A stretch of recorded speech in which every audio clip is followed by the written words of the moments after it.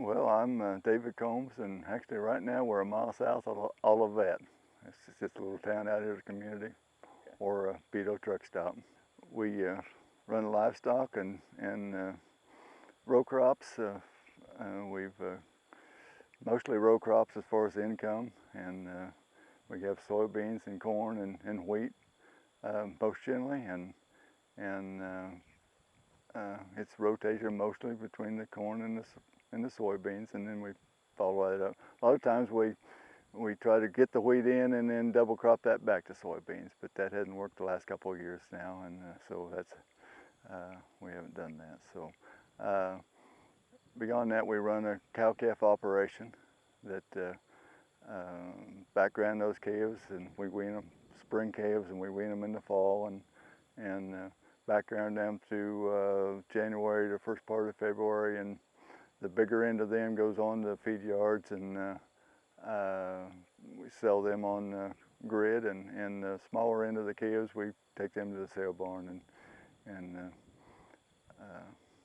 so yeah. So then we utilize the stalks and the residue for the cows through the winter, and try to keep them out there as much as we can. And yes, we did. In fact, that's where we're standing is in a patch. And this made actually the second year that we had rubber cover crops. We actually was just ryegrass, and planted that in, and then we planted to run replacement my replacement heifers, first gift heifers. I put them on as soon as they start having calves. I put them out on that in the spring and run them there till about the second week of May. So it's and a lot of that is because of our other grass we have. It lets the native grass get started better, and so we can hold them here, and that's what we're in now. We had ryegrass in here that actually didn't get planted until first week of December last fall, and but yet by the time the calves and the heifers were put out here in about the first week of April, it was up and good, and the calves really do good on it. I mean, so then we run them till, like I said, about the second week of May, and we run them in, and then I burn the ryegrass down and plant soybeans after that. So last year it worked really good. This year we didn't get the rain that it took. It was supposed to rain that night, and when we planted it, and if you think about what this cattle running on this, we had about 35 pair on here, and if you think about what them 35 pair would have done running in the mud and stuff on this through that time frame, and then try to get that ready to plant, but it works. I mean, really, it really does. We burn that down and then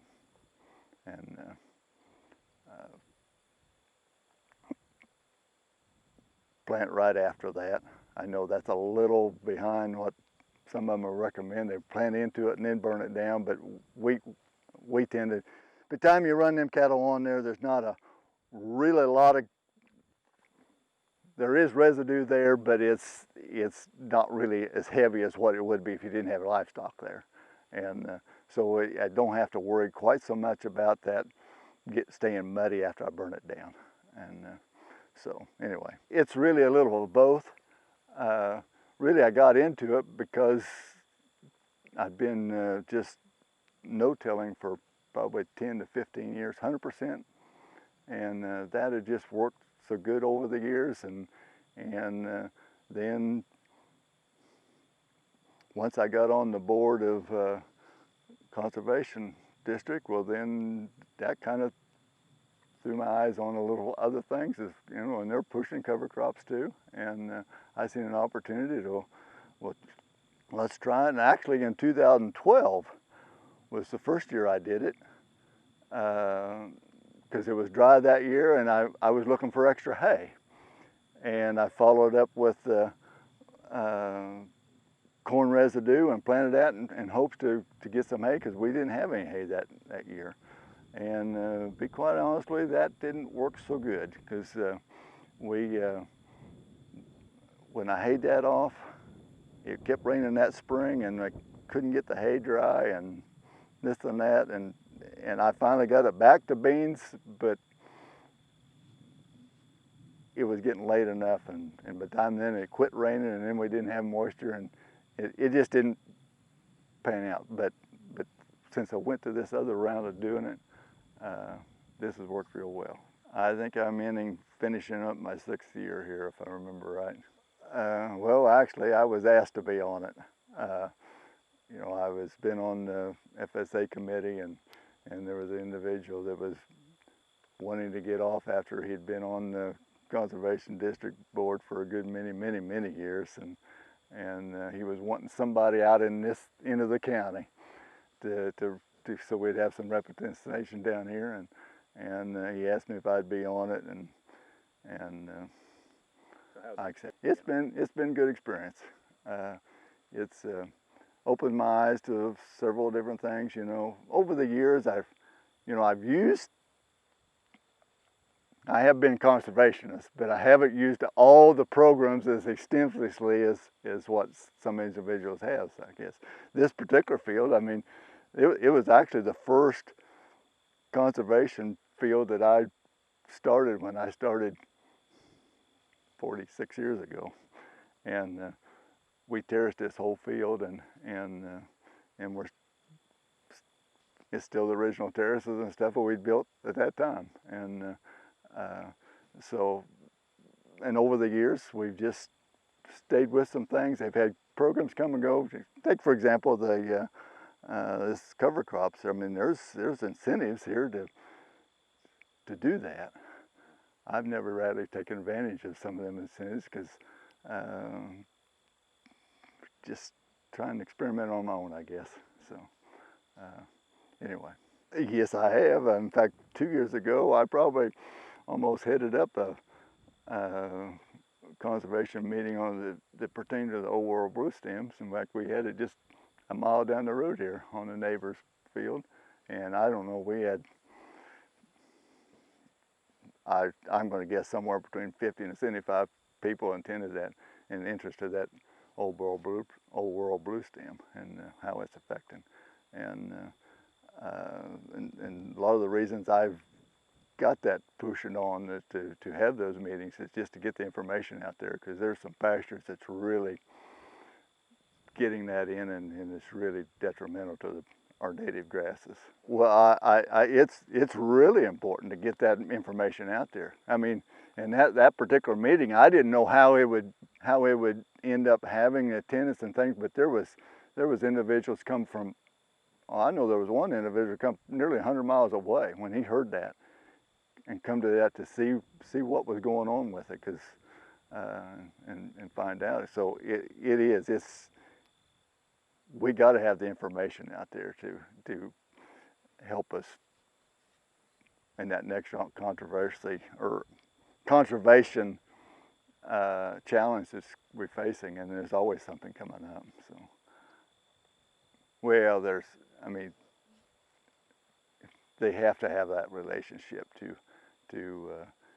get that information out there, and then to help that. I mean, you need the individuals out there in the field to guide us at times, to tell us what we're doing wrong, whether it's and give that expertise of what challenges some other individual went through and maybe beat that challenge, and making it work today, because there's a lot of mistakes that can be made if you don't have somebody at least guiding you somewhere through the line, and if you don't have that relationship between the district and the board, and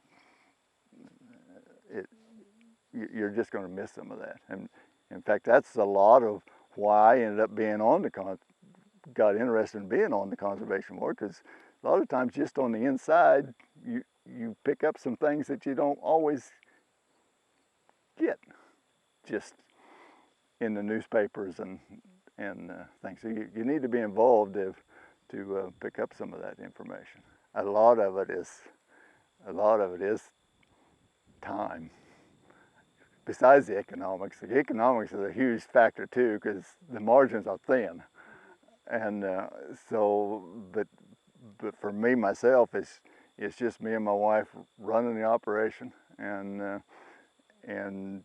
getting that fit in. I mentioned a while ago that I didn't plant this cover crop till about the first week of December last year, and it's awful hard to shut that combine off to plant a cover crop that you don't know what's going to do when you got 40, 50 bushel beans in the field, and so you just keep that going. And so time is a challenge of getting a lot of this done, and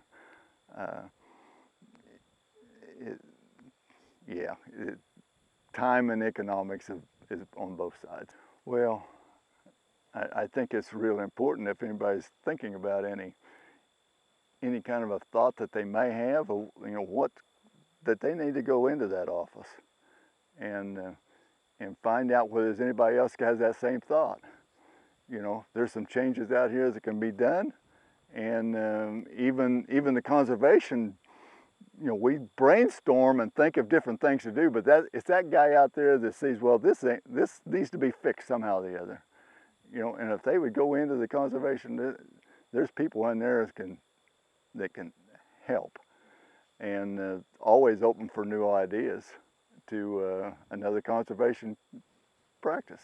And the idea of the overall blue stem, now it'd been out a few times around, but it was obvious the amount of people that come to that meeting that there wasn't near the knowledge amongst the farmers and ranchers that they thought there was, and it's those kinds of things. It's really highly important to get in there. If you got something that you think's going wrong, that conservation would fix it, talk to somebody, because you're probably not by yourself.